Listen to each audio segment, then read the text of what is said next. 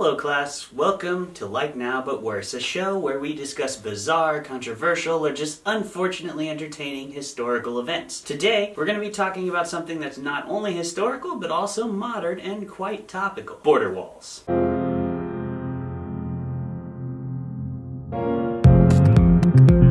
I'm gonna throw out a quick disclaimer here. One purpose of our show is to talk about history and not be politically biased, especially with American politics. The last thing we want to do is talk about Democrats and Republicans and everybody in between who aren't even real parties. That's not what we're doing. We're also not here to talk about immigration policy, because immigration policy is an extremely controversial and difficult topic to discuss from any point of view. And I don't know enough about the laws in this country that are in place. I don't know enough about the undercurrents of history that have put us in the state of immigration policy that we're in today, and so I'm just not even gonna get into that. That is not what we're talking about. We are talking about the effectiveness or the ineffectiveness of border walls. What isn't controversial or difficult is reading history and just citing a bunch of different sources, making sure you got all your biases leveled out, and then divulging facts from that. And if you do that with border walls, you can go all the way back through all of human history. Almost any time someone's put up a border wall, it's had three big issues. A, it's costly.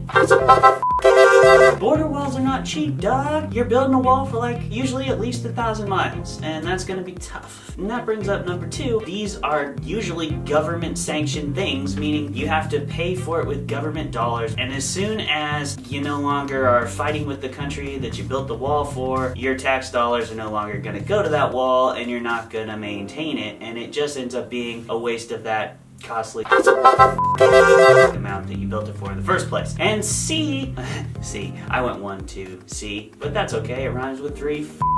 Border walls tend to be completely ineffective in almost every circumstance on which they've been employed on a major level. And also keep in mind, most of these border walls we're going to talk about today were brought up specifically for military purposes, unlike the US border wall, which is to keep out immigration. So it is a bit different. The first big example is one of the most famous human architectural achievements of all time, the Great Wall of China. Surely we've all heard of, seen a picture of, or even talked about the Great Wall of China for some reason or another, even if it was just watching the charming Disney movie Mulan.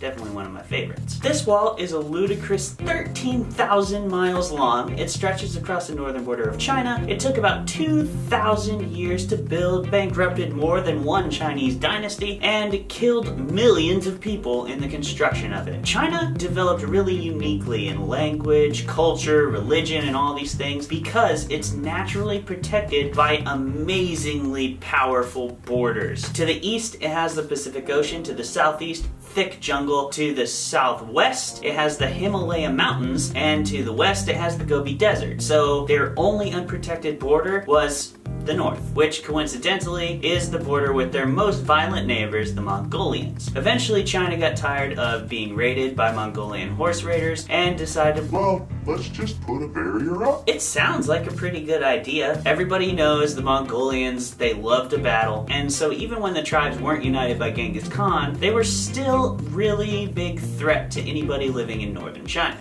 So they built the wall. Kind of makes sense, right? On paper. However, when Genghis Khan did unite all the tribes and did decide that it'd be a ripping good time to trample all the Eurasian nations of the world into dust, he rode down to the wall, checked it out, took a double take back at the Gobi Desert, looked back at the wall, took a look at the barren steppe land, which is basically just a cold desert from which he hailed, back at the Gobi Desert, back at the wall, back at the desert, back at the barren steppe land, which is basically just a cold desert from which he hailed, and then back at the desert, back at the wall, and he said, yeah, I think we can handle the desert. Let's just go around. And of course, because he was basically a living god, all the Mongols followed right along with him, and they proceeded to trample first China, then all the Eurasian nations of the world in their path into dust. And you might be thinking, well, sure, that was medieval times, so it doesn't really apply to today. Let's check out an example from a more modern period. How about the 1930s, 1940s? With the end of World War I and the devastation wrought on France by the German invaders, the French decided it might be a good idea to put a barrier between them as we were approaching World War II. Everybody was obviously in the big arms race, and Germany was clearly showing signs of not quite having abandoned their military like they were supposed to. France built what we call the Maginot Line. It was a giant line of turrets and defenses, fences, walls, all kinds of modern military defense, which stretched from the Black Forest to the Alps, the whole French and German border, basically. They thought this would keep the Germans out if they ever got feisty and decided to invade again. But when the Germans looked at the Black Forest, and they looked at the Maginot Line, and they looked at the Alps, they were like, well, I know the French think the Black Forest is impassable, but we have flamethrowers and tanks and all kinds of great equipment, so we're just gonna plow on through that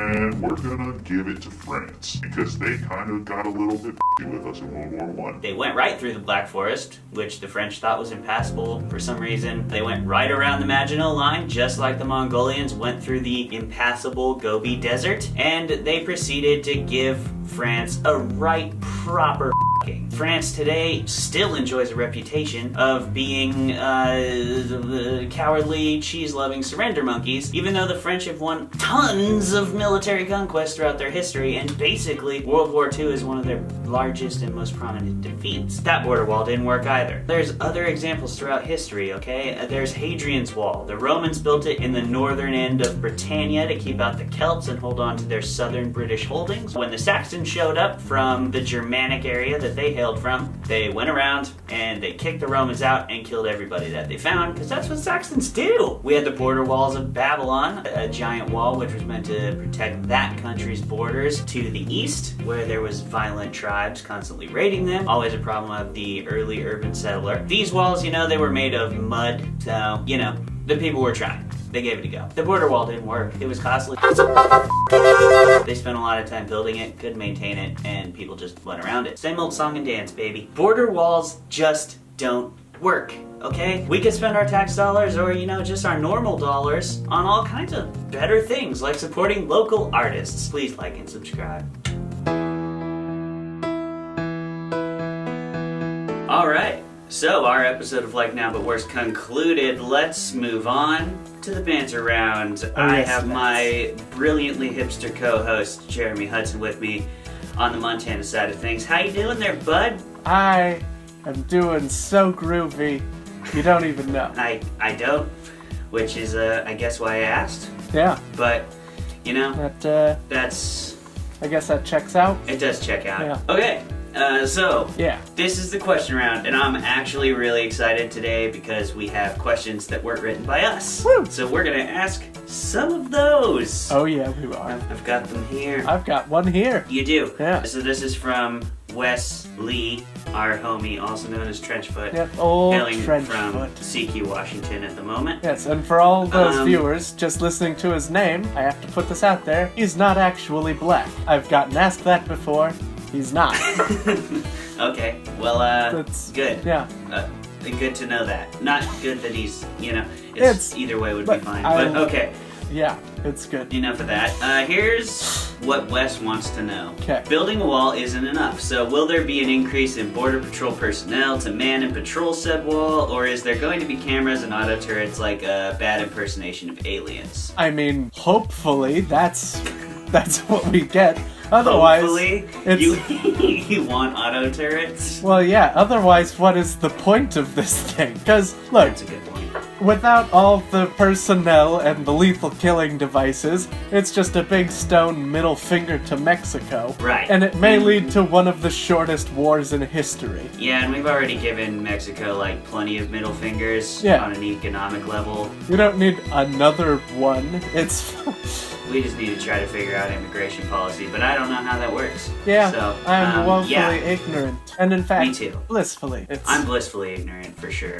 Yes. So I'd say this, Wes, if they want this wall to be any sort of success, they're going to have to drastically increase border security, obviously. Yeah. Personnel, and the amount of money that would have to be funneled into all that is going to be catastrophic. They're probably going to have to just, deploy the National Guard or something. Yeah. I don't see how they could do it Just any deploy other way. them. I have enough personnel. And frankly, if we're going this route, we shouldn't stop at Mexico. We can also do our part to keep the Canadians out. Yeah, let's build a wall that's 4 times bigger on our neighbor, which is 4 times friendlier. Because, let's be realistic.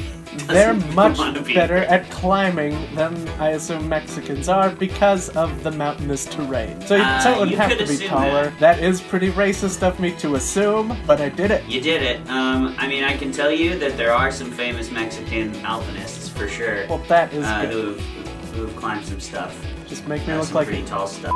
Yeah, because there's some pretty big mountains in South America. I don't know if you know about like the Andes and stuff. Yeah, and I shouldn't have to tell you this, but South America is not Mexico. I don't know if you're right about that. Who knows? I'm seeing things these days. I'm seeing them in two colors, below and south and north of the wall, baby. Oh, dude. That's it.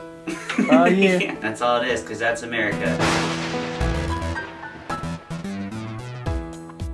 Alright, so what do you think about these border wall situations throughout history and now? You know, it's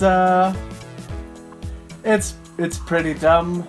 It's like my dad always said, if they build a 30-foot wall, people are just gonna build 31-foot ladders. So, yeah. So that's fun. Yeah, that's essentially how it's always worked throughout history, as we saw. And there's really not too many examples of border walls that have ever been effective.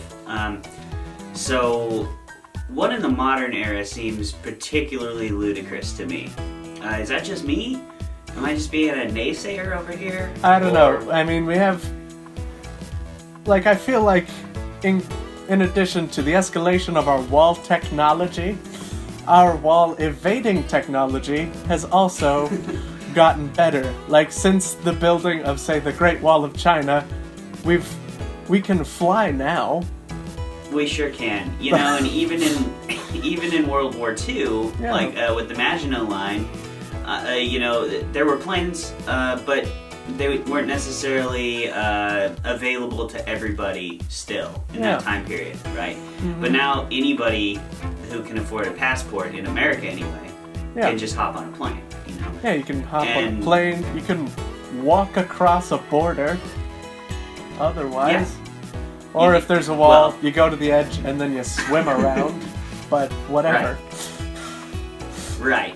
I just think that in the modern era, any kind of wall, like, the cost of it is going to far outweigh the benefit, you know? Yeah. The amount of taxes that we're going to have to spend on just manning that thing is going to be ludicrous. Totally. I mean, look, I could get behind it if it was a force field or like a laser grid, some kind of future and I'm like, yeah, I'd be fine with that. I'd spend all of my tax money on that. Okay, that's got to be 2 minutes there, bud. I mean, yeah, I'm probably. glad we cleared all that up. Alright, that's been another question round on Like Now But Worse. Thanks for tuning in, and like and subscribe and everything.